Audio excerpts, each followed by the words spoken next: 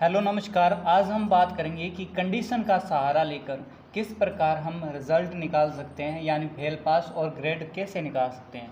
तो चलिए शुरुआत करते हैं। रिज़ल्ट निकालने के लिए सबसे पहले इज इक्वल टू कंडीशन लगाएंगे इफ़ और ब्रैकेट स्टार्ट किया। बहुत सारे हमें इसमें लॉजिक देने हैं, तो लॉजिकल फंक्शन हम एंड का इस्तेमाल कर लेते हैं।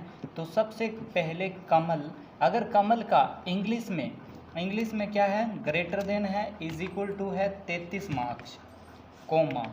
दूसरी कंडीशन देंगे कि अगर कमल के हिंदी में इज इक्वल टू है, ग्रेटर देन है और इज इक्वल टू है कितने, 33 मार्क्स।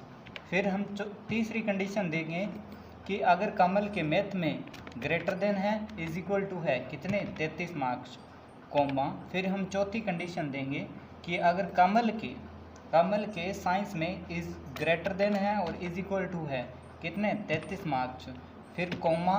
फिर हम पांचवी कंडीशन देंगे कि अगर कमल के सोशल साइंस में इज इक्वल ग्रेटर देन है और इज इक्वल टू है कितने, 33 मार्क्स। तो फिर हम कंडीशन को एंड मतलब लॉजिकल फंक्शन एंड को हमने बंद कर दिया, क्योंकि हमारी कंडीशन पांचों जो लॉजिक थे वो कंप्लीट हो चुके हैं।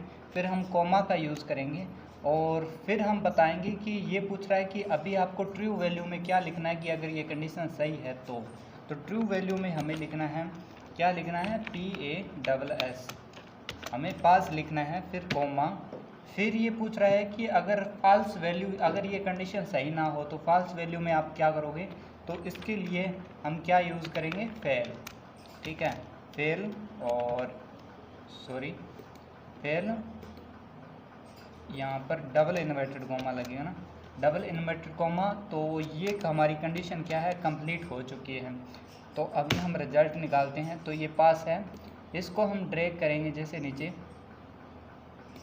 तो ये दो फेल आ गए। क्यों फेल आ गए, क्योंकि इनके मार्क्स कम हैं और इसके मार्क्स 32 ही हैं। हमने 33 मार्क्स रखे थे कंडीशन में, तो इसके हम अगर 45 करेंगे तो ये पास हो जाता है। अगर ये पास है तो इसको हम फेल करने के लिए इसके मार्क्स मान लेते हैं कि 12 कर लेते हैं, तो ये फेल हो जाएगा, ठीक है। अब हम निकालते हैं परसेंटेज निकालने के लिए हम सूत्र लगाएंगे इज इक्वल टू SUM, क्योंकि हमें परसेंटेज निकालने के लिए हमें टोटल मार्क्स चाहिए।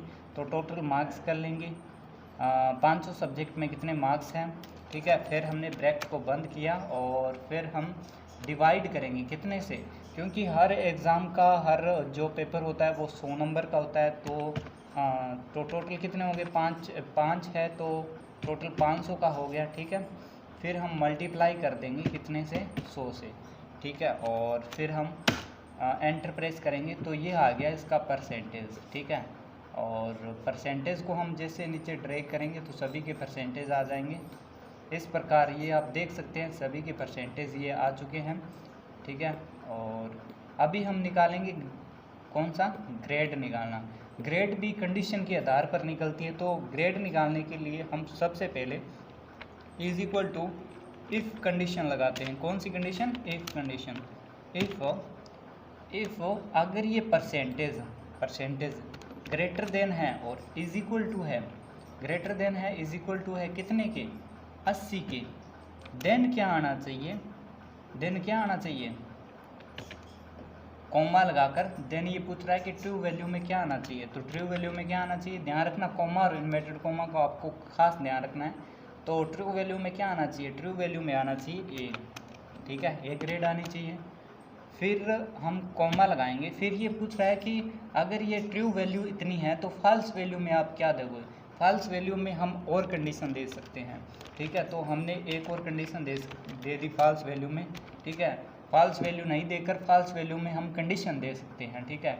फिर हम दूसरी कंडीशन देंगे कि अगर इसके परसेंटेज ग्रेटर देन है, इज इक्वल टू है कितने, मान लेते हैं 60,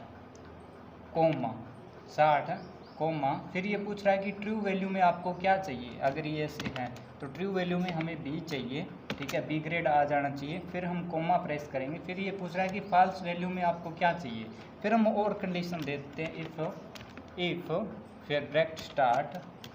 फिर हम कहेंगे कि परसेंटेज की अगर वैल्यू ग्रेटर देन है, इज इक्वल टू है कितने से, मान लेते हैं 45 से, 45 नहीं 50 मान लेते हैं, 50 से, आप अपने हिसाब से मान सकते हैं। ठीक है, कॉमा। तो ये पूछ रहा है ट्रू वैल्यू में आपको क्या लिखना है, ट्रू वैल्यू में हमें चाहिए सी ग्रेड, फिर कॉमा, फिर अभी हम कंडीशन चाहें आप कितनी भी लंबी लगा सकते हो, ठीक है। जो फॉल्स वैल्यू है उसमें आप कंडीशन लगा सकते हो, लेकिन अब हम कंडीशन नहीं लगाएंगे, अब हम अन्यथा में इसे डी दे देंगे। अगर ये तीनों कंडीशन सही ना हो तो आप डी दे देना, ठीक है। फिर हम 1 2 और 3 कंडीशन लगाए हैं, 3 ब्रैकेट का यूज़ किया है, तो 3 ब्रैकेट हम क्या करेंगे, बंद करेंगे, ठीक है। जैसे ब्रैकेट बंद हो जाता है ना, ब्रैकेट यानी पूरे कंप्लीट हो जाते हैं, तो लास्ट में क्या आते हैं, ब्लैक कलर का जो ब्रैकेट है वो आ जाता है। फिर हम एंटर प्रेस करेंगे तो ये आ गया इसका बी ग्रेड, ठीक है। तो आप इसको ड्रैग करके देख सकते हो, ये बी ग्रेड आ गया, ठीक है। और जिससे हम नंबर्स को चेंज करेंगे तो ध्यान रखना रिजल्ट पर और परसेंटेज पर, ग्रेड पर, तीनों को फ़र्क पड़ेगा। जैसे हम पवन का चेंज करते हैं, पवन को मान लेते हैं हम कितने करेंगे, इसको 12 कर देते हैं, 12 तो फेल तो है ही है, ठीक है। तो इसको हम कितना कर देते हैं, 95 कर देते हैं, यानी 95 कर देते हैं। तो यहाँ पर देखना इन दोनों पर इफ़ेक्ट ज़रूर पड़ेगा, ठीक है।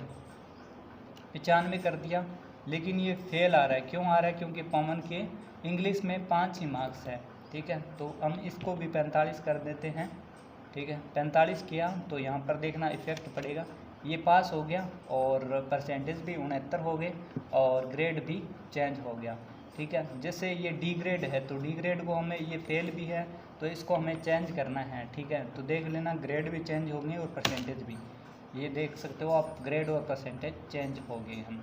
Thank you. अगर वीडियो अच्छी लगी हो तो लाइक करना और चैनल को सब्सक्राइब करना, और कंप्यूटर से रिलेटेड वीडियो मैं इस चैनल पर डालता ही रहता हूँ, तो आप विज़िट ज़रूर करिएगा। Thank you.